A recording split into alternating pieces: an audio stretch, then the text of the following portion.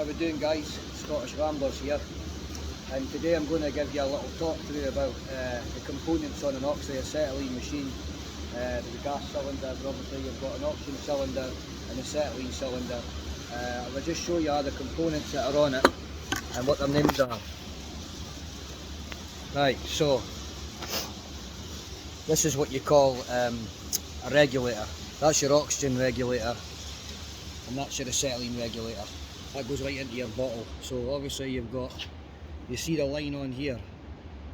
That tells you that it's a reverse locking. So it's, forget about righty tighty, loosey lefty. It's the opposite with that end.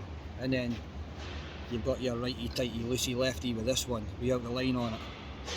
Also, this thing here is called a flashback arrestor. You've got them on both cylinders, right? And what that does is, if anybody could remember the Piper Alpha incident, now they've put in place what they call a BOP, which is short for a blowout preventer. Now this little bad boy is the same sort of thing.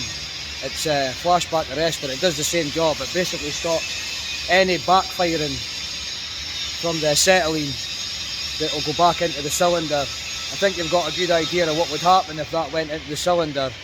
As GTC says, boom, ha, bon voyage. You get my drift, guys, you know what I mean? So these are all safety precautions, right? You've got your, what they call the cutting torch, right? And you've got your mixing chamber. This here, oxygen acetylene nozzle, that's your mixing chamber inside there, right? And same again, you've got you'll see it, the line on the red hose, which is your opposite for your locking. And then you've got the normal one. But always remember, guys, always remember, put the right hose on the right side. The red hose always goes with the opposite lock, and the oxygen hose always goes on the. But it's coloured anyway. You can see it's blue, and then it's red on the nozzle. So can't really go wrong with that. Now, also, you've got different cutting nozzles. Where is it? Got it here somewhere. Yeah. So today we're prepping 20mm plate. Got a nice job on. So it's what we call a 364 nozzle. And you can see it on here. We've actually got a gauge. We've got a gauge. It tells you the different sizes of nozzles and what is the right one for the thickness of metal that you're cutting. It also gives you the pressure gauges on it as well. But I can tell you right now that what you want to have is, you want to have your oxygen pressure gauge. See this one here? When you turn the valve on, which is already on, you want to have it on 0.45 pressure, just below the 5 mark. And then on your acetylene, you'll see your acetylene jumping up here. If I could just show you. There we go. We want it on 1 bar. We want that on 1 bar of fuel. Sometimes the gauges could be faulty. See that moving there? You'll probably find that it needs to be a little bit less. But that comes with obviously experiencing the job. I can kind of tell by the pressure of the oxygen.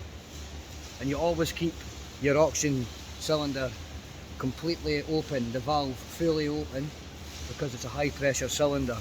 And then your acetylene, you just want to, so that's it closed, you just want to crack that like that, enough to open the valve. That's just in case there's any flames or anything that's faulty, that you see any flames or any sort, or something that's not quite right. You want to be able to cut that off quickly, if safe to do so, they say. Because I'll tell you something, guys, I've seen some of these bottles igniting and going through fucking walls and that, you know. Not really acetylene, but propane, which is it's a cutting gas as well, a preheating gas. But we mainly use acetylene in shipyards and that. But that's pretty much it. I'll fire it up and let you guys have a look and show you how to neutralise the flame as well. I don't know if you'll be able to see it quite well on here, but I'll give it a go, guys. I'm going to change the nozzle, so I'll let you see me changing the nozzle correctly, okay? Right. So what you'll need is shifter. Okay. Like I said, this is maybe a bit better now. You can see the red there, red hose with a little line on it. That's your reverse anti-locking. Blue blue hose, mixing chambers inside. There we go. There's your nozzle, which is removable. Okay, so you get your shifter like so. There we go. It's just sort of like a bolt. Okay, we'll take that out. You also get acetylene cutting nozzles and propane cutting nozzles, but the propane cutting nozzles you'll know because they come in two parts, whereas the acetylene, which says A&M on that, I don't know if you could see it, A&M, and it's got the size 364, that all comes in one part, so you can't really go wrong. Okay, so there we go guys, and you want to just tighten this nozzle up, make sure there's no leaks.